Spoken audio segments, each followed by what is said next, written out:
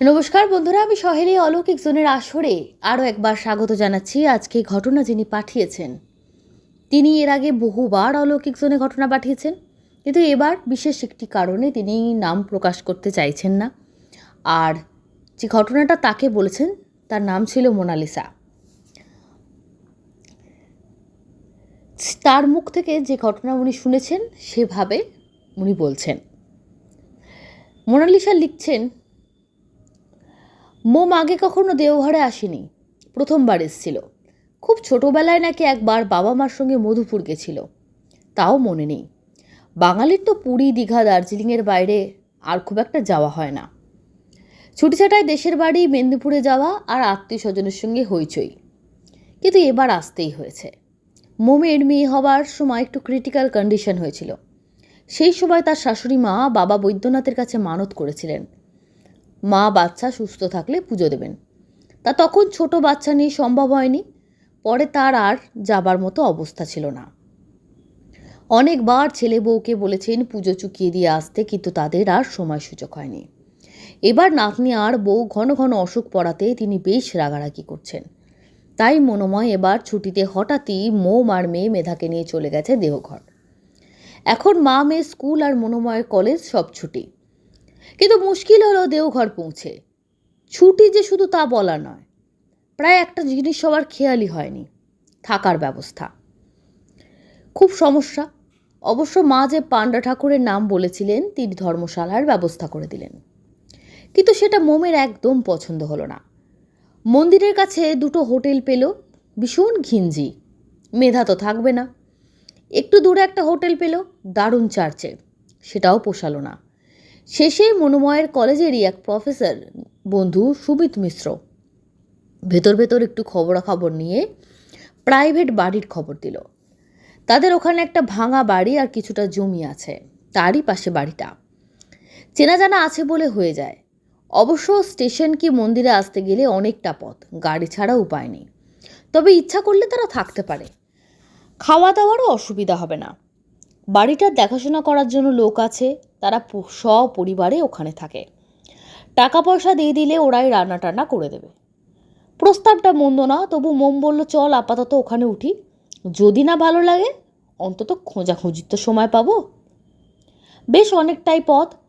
মোমের কিন্তু এবার পথঘাট বাড়িঘর খুব ভালো লাগছিল, একদম অন্যরকম, কেমন পুরনো আমলের ছাপ, একটা অন্য ঘরানার।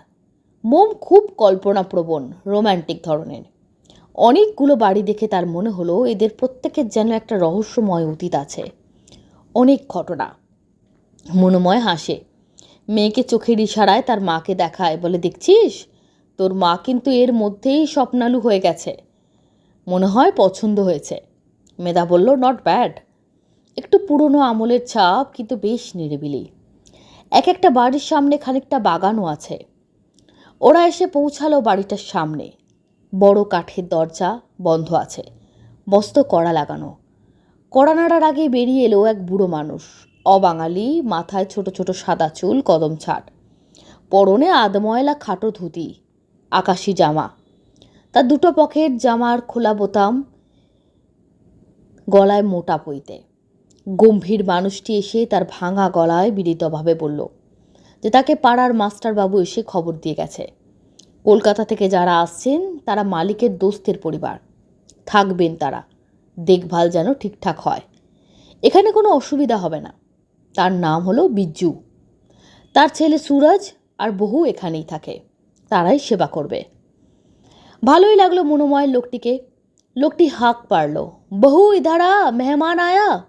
একটি ছোট্ট মতো সুন্দরী বউ ছুটে এলো মলবাজি। কতটুকু বউ, দেখেই ভালো লাগে। বউটি লাজুক সপ্রতিভ, হাসল, বলল আসুন দিদিজি। পরিষ্কার বাংলা, শুধু শয়ের উচ্চারণের টানে বোঝা যায় যে বাঙালি নয়। মেহা বলল ওমা তুমি তো বেশ চমৎকার বাংলা বলো, কি নাম? একগাল হেসে বলল কুন্তি। আমার বাপের ঘর মুড়িতে, ওখানে বাঙালি ঘরেতেই আমি সারাদিন থাকতাম। চাচির বাচ্চা ছিল না, আমাকে খুব ভালোবাসত। ওরা দরজা দিয়ে ঢুকলো, সরু লম্বা প্যাসেজ, মস্ত উঠান, একদারে বড় ইদারা। উঠানের চারদিকে ঘিরে অনেকগুলো ঘর, একরকম ইদারা। মেধা কোনো দিন দেখেনি। বেশিরভাগ ঘর তালাবন্ধ, গোটা কতক খোলা। কুন্তিরা বোধহয় এখানেই থাকে। একটি সুদর্শন যুবক একটা জিন্সের প্যান্ট আর গেঞ্জি পরে দেওয়ালে টাঙিয়ে রাখা আয়নার সামনে চুল আঁচড়াচ্ছিল। সে এগিয়ে এসে বলে, কুন্তির হাত থেকে লাগেজটা নিয়ে নিল। বলল, তো নাস্তা পানি বানা, আমি বাবুদের ঘরে নিয়ে যাচ্ছি। দোতলায় ঘরে আছে, সেখানেই তাদের থাকার ব্যবস্থা। এই ঘরগুলো বেশ ভালো, উজ্জ্বল, ফাঁকা। দুটো ঘরেরই তক্তপোষ আছে, কাঠের আনলা। ভালো লাগলো ওদের, কেমন একটা অন্যরকম।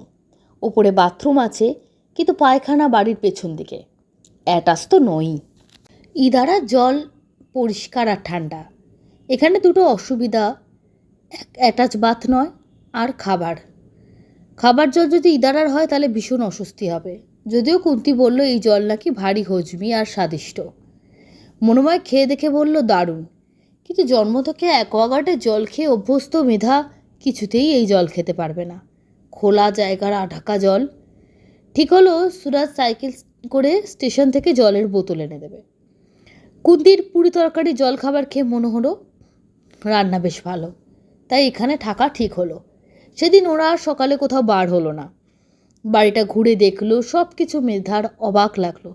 খাটিয়া, লোটা, কুপি কলে জল তোলা, পেছনে একটা মস্ত বাগানের মতো, তাতে অনেক ফুল গাছ, একটা ছোট পুকুর আর শান বাঁধানো ঘাট, সেখানে বসার লাল সিমেন্টের বেঞ্চ, পুকুর ধারে অনেকগুলো আতা গাছ।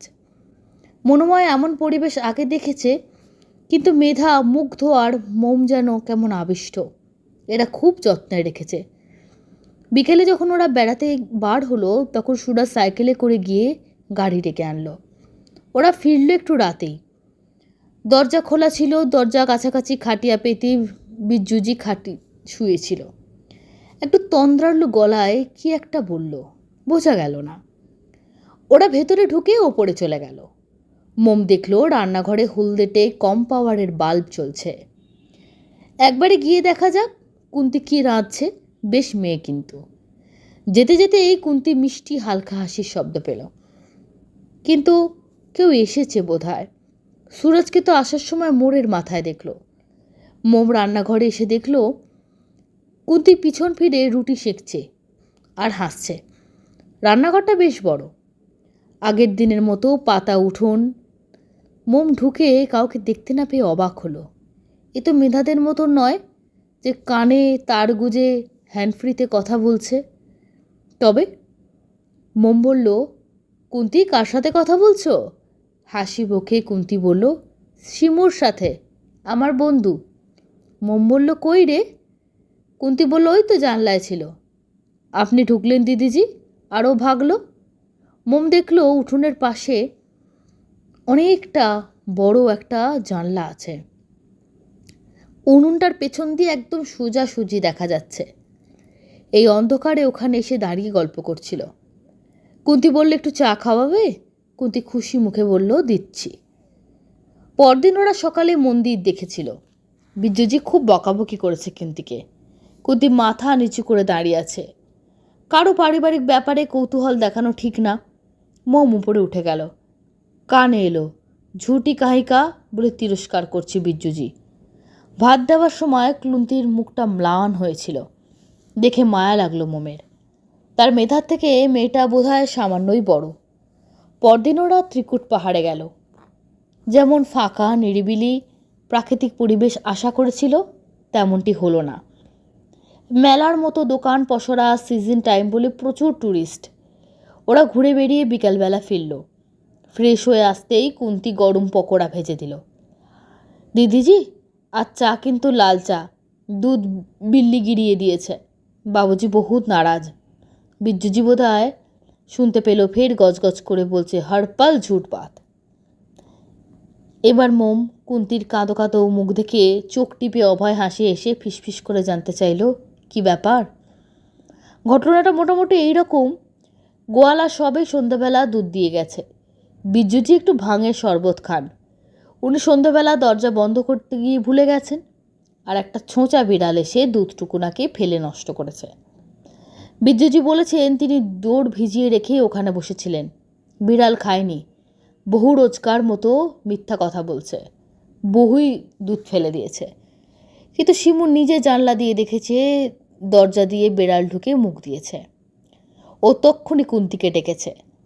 মোম বলল, তোমার বন্ধু কোথায় থাকে গো? কুন্তি বলল, সে তো বাইরে যায় না, তাই শিমুর বাড়ি চেনে না। এই কাছেই থাকে, পুকুরের ওদিকে, ওই ঝোপের পাশ দিয়ে রাস্তা, ওই দিক দিয়েও আসে। পরদিন দুপুরে মোমের ঘুম ভেঙে গেল। সবাই ঘুমাচ্ছে, ওর ইচ্ছা হলো ছাদে একবার যাবে। ও উঠে ছাদে গেল। দরজাটা হাড়কো দিয়ে আটকানো ছিল। বিশাল দরজা, বিশাল ছাদ, খুব ভালো লাগলো মোমের। আশেপাশে প্রচুর গাছপালা, অনেক দূর অবধি দেখা যাচ্ছে। এই বাড়ির পেছন দিকে পুকুরের অপর দিকে একটা ভাঙা বাড়ি, বেশ বড়, স্থানে স্থানে বটগাছ মাথা তুলে উঠেছে। পিছনের বাগানটা বেশ বড়, কিন্তু আগোছালো। নিচ থেকে মলের ছমছম শব্দ পাওয়া গেল। মোম আলসেতে ঝুঁকে দেখল কুন্তি লাফিয়ে লাফিয়ে ঘুঁটি খেলছে। জোড়া ঘর লাফাতে গিয়ে কুন্তি পড়ে গেল আর খিলখিল করে হেসে উঠল কাউকে দেখে। বলল, দেখো ফির হার গাই, শিমুর সাথে খেলছে। মোম ঝুঁকে শিমুকে দেখার চেষ্টা করছে, কিন্তু দেখতে পাচ্ছে না। কোথায় দাঁড়িয়ে আছে কে জানে। কুন্তিকে ভেতর থেকে ডাকলো কেউ। কুন্তি সঙ্গে সঙ্গে ঘরে ছুট লাগালো। মোম দাঁড়িয়েই রইল, বেশ লাগছে। ঈষৎ রুক্ষ প্রকৃতি, কিন্তু এক ধরনের যেন সৌন্দর্য আছে। শিমুকে আবার ঝুঁকে দেখার চেষ্টা করলো। দাঁড়িয়ে রইল অনেকক্ষণ।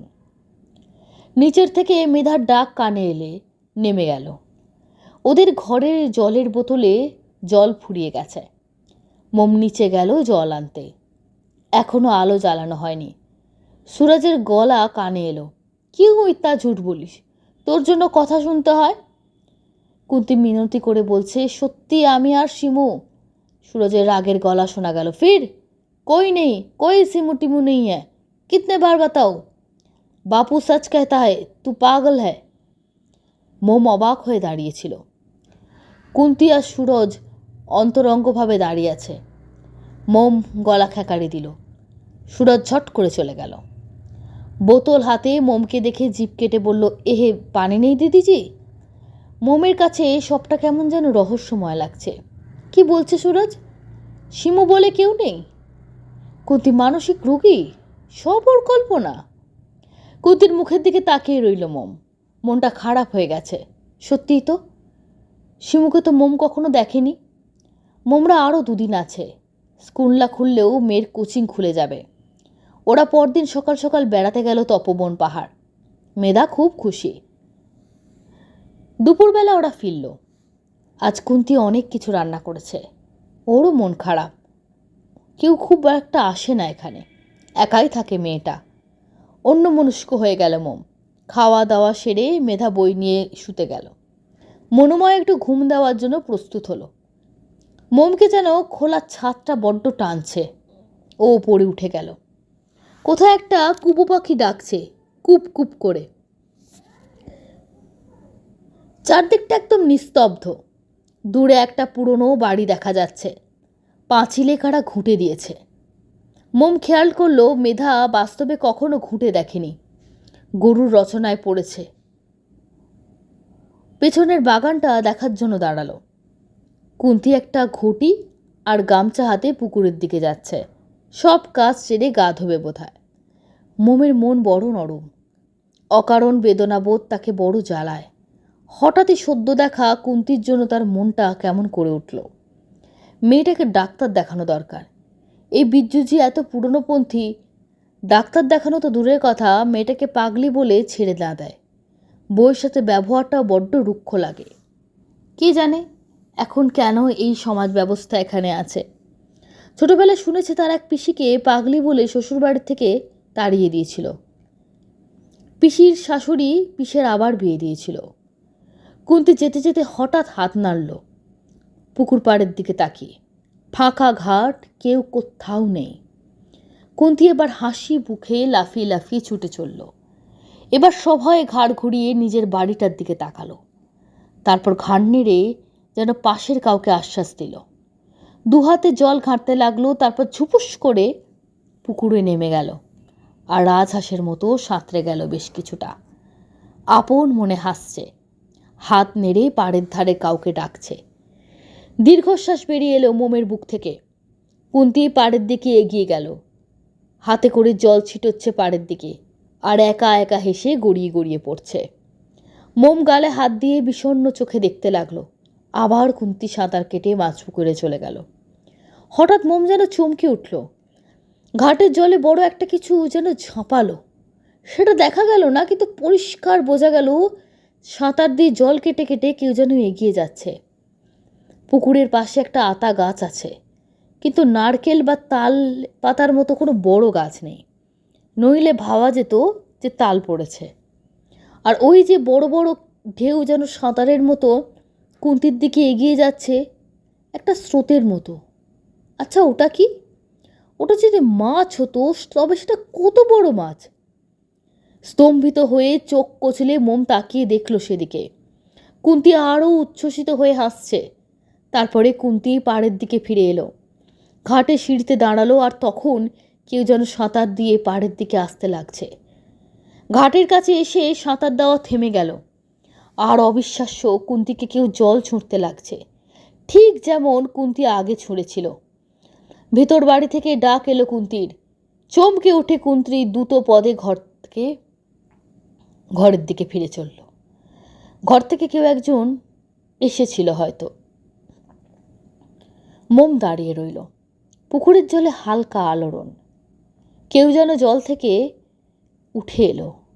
কোনো পায়ের ছাপ দেখা গেল না, কোনো শব্দ নয়, শুধু পুকুরের পাশে পায়ে চলার জন্য পথটা দুধারে ঝোপঝাড় বাতাস ছাড়াই দুলতে লাগলো। ওই পথে কেউ পেছনের ভাঙা বাড়িটার দিকে চলে যাচ্ছে। গায়ে কাঁটা দিয়ে উঠল মোমের। শেষ বিকেলের মরা আলোয় স্তব্ধ হয়ে দাঁড়িয়ে রইল। কুন্তি যখন রাতে উনুনের ধারে বসে রুটি সেঁকছে, মোম তার কাছে এসে বসে গল্প করতে লাগলো। একথা সে কথার পর শিমুর কথা জিজ্ঞেস করলো। বলো, তুমি তো বার হও না, কি করে শিমুর সাথে আলাপ হলো? কুন্তি বলল, সে যখন প্রথম শ্বশুর ঘরে আসে, তারপরেই একদিন শিমু জানলায় এসে দাঁড়িয়ে তার সাথে কথা বলেছিল। শিমু বাঙালি বউ, ওর বয়সী, অনেক গয়না পরে, সুন্দরী, কোকড়া চুল, খুব বড় নয়, তবে ভাঙা হিন্দি বলতেও আর বুঝতে পারে। আগে সে সাঁতার জানত না। একদিন বর্ষার দিনে বাসন ধুতে গিয়ে পুকুরে ডুবে যাচ্ছিল। শিমু বাঁচায়, তারপর তাকে সাঁতার শিখিয়েছে। এখন কুন্তি ভালো সাঁতার কাটতে পারে। কিন্তু শিমু কোনোদিনও কুন্তির বর কি বাপুজির সামনে আসে না। ওরা তাকে মিথ্যাবাদী বলে, আর বাপুজি বলে তার বাপের বাড়ির লোক বিমার লড়কি ঘাড়ে চাপিয়ে দিয়েছে। কুন্তির দিমাগি হালাত নাকি ঠিক নেই। মোম কাল চলে যাবে, এই রহস্যের আবরণ সে ঘোচাতে পারবে না। সত্যি কি কল্পনা, কি ইতিহাস, কোনোদিন কি জানা হবে না? মোম বলল, ওরা যখন বিশ্বাস করে না, ওদের আর শিমুর সাথে কথা বলো না, ওদের কখনো শিমুর কথা জানতে দিও না। কলকাতায় ফেরার প্রায় মাসখানেক পরে একদিন সুমিত মিশ্রর বাড়ির নিমন্ত্রণ ছিল ওদের। খুব আনন্দ করছিল মোমরা। ওদের বড় ফুল বাগান আছে। মেধা তো দারুণ খুশি। সুমিতের মেয়ের সাথে ব্যাডমিন্টন খেলছিল মেধা। সুমিতের পিসিমা আর বউয়ের সাথে খাওয়া দাওয়া সেরে জমিয়ে গল্প বসল মৌ। পিসিমা দারুণ গল্প বলেন। কথায় কথায় বলেন দেহগড়ে তাদের বাড়ির পিছনে ভাঙা বাড়িটা, জমি সব ওদের ছিল। উনি সেসব আমলের জাঁকজমকের গল্প করতে করতে একটা অ্যালবাম বার করলেন, সাদা কালো বিবর্ণ। কিন্তু সেই বাড়িটার জমকালো পোশাক পরা একটা জমিদারের ছবি দেখলেন। একটি মাত্র মহিলার ছবি দেখল মোম। অপরূপ সুন্দরী এক বালিকা বধূ, কোকড়া কোকড়া চুল, প্রচুর গয়না, মায়াবী চোখ। ইনি শেষ জমিদার ইন্দ্রনারায়ণের রানী। বাড়িতে ডাকাত পড়েছিল, ডাকাতের হাতে খুন হয়। জমিদার বাড়ির লক্ষ্মী ছিল সীমন্তিনী। বয়স্ক জমিদার তার বালিকা বধূকে বড় ভালোবাসতেন। সারা বাড়ি আলো করে সীমন্তিনী ঘুরে বেড়াতো, খেলে বেড়াতো। 9 বছরেই বউ হয়ে এসেছিল। তার যখন 17 বছর বয়স, জমিদার একটা কাজে একদিনের জন্য পাটনা গিয়েছিলেন, কি কোম্পানির টাকা জমা দিতে। ফিরে গিয়ে দেখেন রাতে ডাকাত পড়েছে। টাকা পয়সা গয়না তো গেছেই, দারোয়ান দুজন আর শিমুকে টুকরো টুকরো করে কেটে রেখে গেছে। শিমুর প্রাণহীন দেহ টুকরো করে কাটা, বিভৎস দৃশ্য দেখে তিনি নিজেও পাগল হয়ে গেলেন। একা একা রয়ে গেলেন ওখানে। সারাদিন আপন মনে কথা বলতেন। তার শিমুর সাথে পুকুরে সাঁতার কাটতেন, বাগালে দোলায় দোলাতেন শিমুকে। তারপর আর এখানে কেউ থাকেনি, সব কলকাতায় চলে আসেন। তাদেরই উত্তরপুরুষ তারা। এখানেই ব্যবসা, পড়াশুনো সব। মোম দারুণ চমকালো। কুন্তির শিমু সেই বিধি অভাগিনী, খেলতে খেলতে তার বয়সী এক নববধূর সাথে কাউকে না দেখে কুন্তিকেই দেখেছিল। তাই তো কোকড়া কোকড়া চুল, কাঁধ অবধি প্রচুর গয়না। আর একটা মোম নিজেই দেখেছে, অনুভব করেছে। মোম ভাবল সে যেই হোক কুন্তিকে কিন্তু ভালোবাসে, রক্ষা করে। শুধু ওর বর বা শ্বশুর যদি একটু বোঝে, মানিয়ে নেয়, কে জানি কুন্তি কেমন আছে। পরে অনেক কষ্ট করে এটা ওনারা কুন্তির খবর নিয়েছিলেন। দুর্ভাগ্যজনকভাবে ওনারা চলে আসার কিছুদিনের মধ্যেই সে বাড়িতে প্রচুর ঝামেলা ট্যামেলা হয়। শ্বশুরমশাই কুন্তিকে তাড়িয়ে দিয়েছেন এবং বলে দিয়েছেন ছেলের আবার বিয়ে দেবেন। তবে একটাই আশার আলো, সুরজের কুন্তির প্রতি ভালোবাসা আছে। সে বাবার মুখের ওপর যেমন কিছু বলতে পারেনি, আবার কুন্তিকে পুরোপুরি ছাড়তেও পারে না, যোগাযোগ রাখে কুন্তির সঙ্গে। এদিকে বাবা তো আর বৌমাকে আর বাড়িতে নেবে না, একটু ঝামেলার মধ্যেই তাদের জীবন চলেছে। এটুকুই শেষ খবর পেয়েছিলেন উনি। বর্তমানে এখন আর ওদের কোনো খবর ওনার কাছে নেই। এই ছিল ঘটনা বন্ধুরা, কেমন লাগলো অবশ্যই জানিও। ঘটেছে ঘটনাটা এই 2-3 দিন আগের ঘটনা। ঘটনাটা পাঠিয়েছেন রত্না চক্রবর্তী। তিনি লিখছেন, কার্তিকের গল্প অনেক বলেছি, হারানো কার্তিকের গল্প। কিছু হারিয়ে গেলে কার্তিক ঠাকুরের নাম করে কাপড়ে গিট বাঁধলে নাকি জিনিসটি পাওয়া যায়, মান্যতা আছে। সাধারণত নিজের কাপড়ের আঁচলে গিটটাই দেওয়া হতো। এখন তো আমরা সবাই আর কাপড় খুব একটা পরি না, আর সমাজে সবসময় কোনো অনুষ্ঠান ছাড়া আজকের যুগে মেয়েরা খুব একটা শাড়ি পরে না সাধারণভাবে, অনেকে আবার পরেনও, এখনও আছেন। তা বলে কি আর ভগবানের কাছে ডাকা বা প্রার্থনা বন্ধ হয়ে যায়? মানুষ বিপদেও পড়ে আর ভগবানের কাছে আকুল হয়ে প্রার্থনাও করে। আকুল হয়ে ডাকলে বাবা ঠিক শোনেন। এখন যে কোনো ছোট কাপড়ের টুকরোতে গিট দিয়ে সেটা ঠাকুরের সামনে রেখে দিতে হয়, মানে ঠাকুরের আসনে।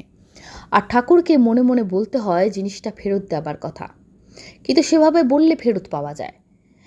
একজন না, আমি বহুজনের কাছে কথাটা শুনেছি এবং আমি নিজে ফল পেয়েছি। আমার গল্প শুনে অনেকেই এমনভাবে হারানো জিনিস ফেরত পেয়েছেন। এবার আমার মেয়ের সাথে যে ঘটনাটা ঘটেছে সেটা বলছি। এক একটা মানুষ এক একটা জিনিসে বিশ্বাস করে। জ্যোতিষশাস্ত্রে খুব বিশ্বাস করে আমার মেয়ে, ও গ্রহ নক্ষত্রের প্রভাব সম্পর্কে ওর খুব আগ্রহ।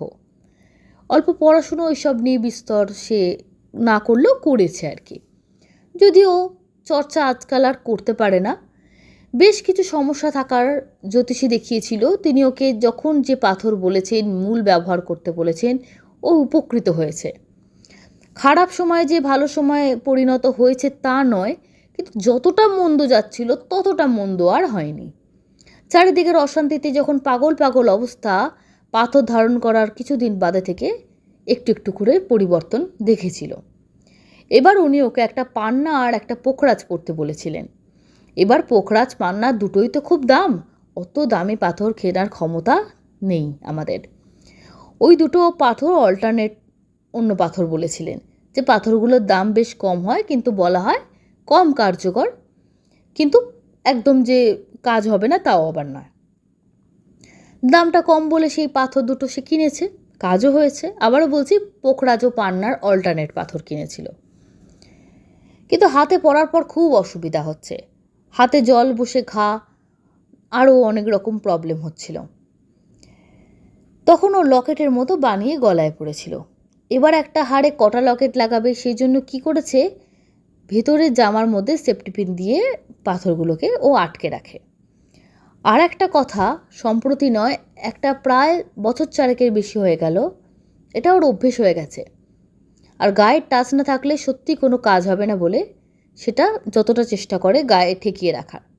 সত্যিই যে সময়টা যাচ্ছিল অনেকটা সামলে গেছে, তবে সব মানুষের জীবনে তো দুঃখ সুখ অসুবিধা সুবিধা আছে, কিন্তু যে তীব্রতা ছিল সেগুলো আস্তে আস্তে বন্ধ হয়েছিল।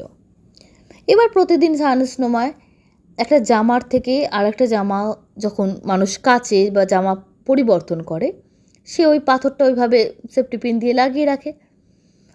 এভাবে কিন্তু দীর্ঘদিন চলে আসছে, কখনো কিন্তু হারায়নি, আবার ভুলও হয়নি।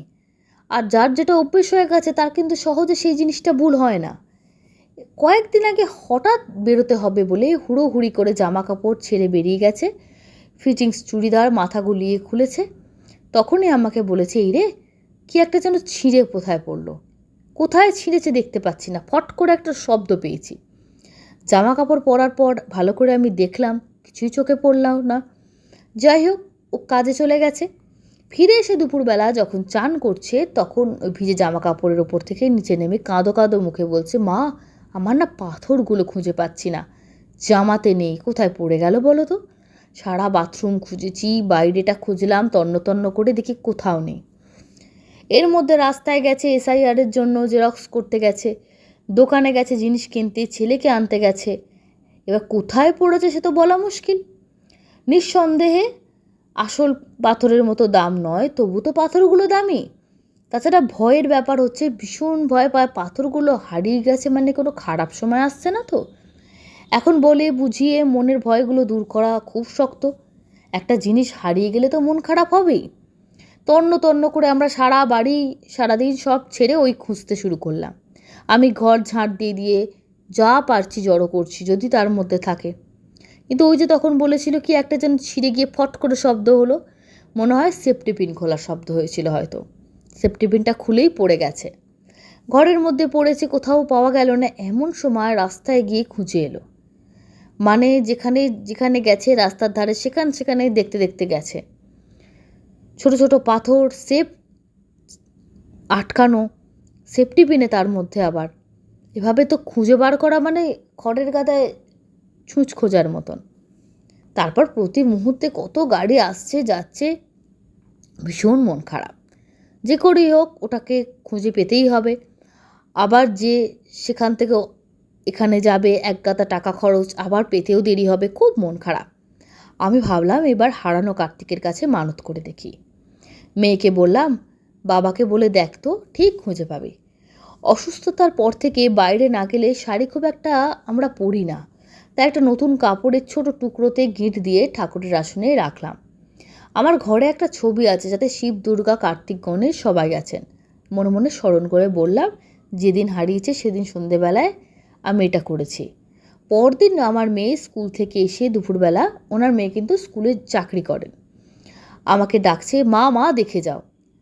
দেখছি ওর ঘরে যাওয়ার আগে একটু ঘাস জমির মতো আছে, সেখানে একটা সেফটি পিন পড়ে আছে। দেখে তুলতে গিয়ে দেখে তার পাশে পাথরটা পড়ে আছে। আমরা তো ভাবতে পারিনি পাথরের রং সবুজ, ঘাসের রঙের সঙ্গে মিশে যাওয়ার কথা। মানে ঘরে ঢুকতে গিয়ে যেটুকু ঘাস থাকে আর কি, খুঁজে পাওয়ার কথাই না। আনন্দে বিশ্বাসে চোখে জল চলে এলো। ঘরে জামা ছেড়েছে, সেটা বোধহয় সেফটি পিন সমেত জামার সাথে লেগে ঝুলছিল। বাইরে কিভাবে গেল, ঘরে আওয়াজ হয়েছে, বাইরে কি করে গিয়ে পড়লো, তারপরে ঝাঁট দেওয়ার পরও পাওয়া যায়নি। এটা একটা খুব আশ্চর্যের ব্যাপার। তবে বার কত কেমন হবার পর কিন্তু দৃঢ় বিশ্বাস ছিল কোনো না কোনো সেটা পাওয়া যাবে, কোনো লোক পেলে কুড়িয়ে নিয়েও যাবে। আশেপাশের কিছু লোককে বলেও আমরা রেখেছিলাম, যদি কেউ কিছু দেখো আমাদের বলো, কিছু মানুষ আছেন সত্যিই ভালো, তারা পেলে দিয়ে যাবে। আমার মেয়ে আনন্দে চিৎকার করছে যে মা, দুটো পাথরই পাওয়া গেল। প্রথম পাথরটা তো ঘাসে পাওয়া গেছে, আর দ্বিতীয় পাথরটা ওখান থেকে একটু দূরে একটা জায়গায় পড়েছিল। হলুদ জিনিস কিভাবে যে রোদের মধ্যে চোখে পড়ল, বাবার অপার মহিমা। এটা বিশ্বাস ভগবান করুক কোনোদিন যেন কারোর এরকম না হয় যে জিনিস, দামি জিনিস হারিয়ে গেছে। তবু যদি হয়, উনি বলছেন এটা করে দেখবেন, সঠিক ফল লাভ হবে। জয় কার্তিক। এটা এসআইআর নাম শুনে বুঝতে পারছে রিসেন্ট ওনাদের সঙ্গে ঘটে যাওয়া একটা, এটা ওনাদের সঙ্গে ঘটে যাওয়া একটা ঘটনা। ওনার মেয়ে স্কুলের শিক্ষিকা। পাথরের ব্যাপারটা তো বললাম, স্কুলের শিক্ষিকা মানে শাড়ি ব্লাউজ পরে যান, তো ওইভাবে সেফটি পিন দিয়ে পাথরটা আটকে রেখেছিলেন। রোজই চেঞ্জ করেন, কিন্তু কিভাবে খুলে পড়ে গেছে আর যেভাবে ওনারা পেয়েছেন, সত্যি আশ্চর্যজনক ব্যাপার। বন্ধুরা, সরাসরি চলে যাচ্ছি কমেন্ট বক্স সেকশানে। আজকের ঘটনাগুলো কেমন লাগলো? দুটো একটু ভিন্ন স্বাদের ঘটনা। আশা করছি তোমাদেরকে, আমি চেষ্টা করছি প্রতি সপ্তাহে একটু নতুনত্ব ঘটনা দেওয়ার, যাতে তোমরা একটু নতুনত্ব বৈচিত্র্য আসে। কমেন্ট করেছেন দেবলীনা ভট্টাচার্য, লিখেছেন শৈলীদি ঘটনাগুলো খুব ভালো ছিল, আর তুমি শেষের ঘটনাটা ভূতের চেহারার যে বর্ণনা দিলে, ভূতের রাজা রেস্টুরেন্টে গেলে ওই রকম ভূতের ফটো দেখা যায়। এতদিন মনে হতো যে চেহারাটা কাল্পনিক, কিন্তু এখন বুঝতে পারছি ওটা এক ধরনের ভূতের আসল চেহারা। সব্যসাচী চৌধুরী লিখেছেন দারুণ ঘটনা। কাকুলি বলছেন আজ ঘটনা শুনে ভয় পেলাম। দীপা ব্যানার্জি লিখেছে দুটোই সাংঘাতিক। অসীম দাস, ঋতু চৌধুরী বাবাই লিখেছেন কলকাতা থেকে, love from Kolkata, thank you so much. Jayashree Banerjee, কখন তোমার ঘটনা আসবে? তুমি ভালো থাকো, সুস্থ থেকো, আপনারাও ভালো থাকবেন, সুস্থ থাকবেন।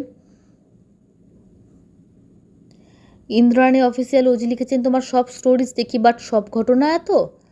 দেখুন, আমাদের বিষয়টা হচ্ছে যারা নিজেদের লাইফে কিছু ঘটেছে বা কারোর থেকে শুনেছেন, তারাই ঘটনাগুলো লিখে অথবা মুখে বলে আমাদেরকে পাঠান। আমরা বিশ্বাসের সঙ্গে পাঠ করি যে তারা সত্যি ঘটনা পাঠাচ্ছেন, এবং কিছু কিছু ঘটনা বুঝতেই পারা যায় যে সম্পূর্ণ সত্যি। কিছু কিছু মানুষ যারা ঘটনা বলছেন, এমন অনেক মানুষ আছে যে তাতে ভয়েসে পাঠান, তো তাতে গলায় ভয়টা আমি নিজে ফিল করেছি। এরপর তবুও বলবো, আপনাদের কোনো বিশ্বাস করতে বাধ্য করা বা কোনো কুসংস্কারকে আমরা প্রমোট করা এরকম কিছুই করছি না। পাপড়ি দোলা, বাবলি মল্লিক, স্পাইসি সৌজাত্য এবং আরও অনেকে, থ্যাংক ইউ সো মাচ। আপনাদের সবাইকে অসংখ্য ধন্যবাদ। এভাবে আমাদের সঙ্গে থাকবেন। ফিরে আসবো আগামী পর্বে। ধন্যবাদ। শুভরাত্রি।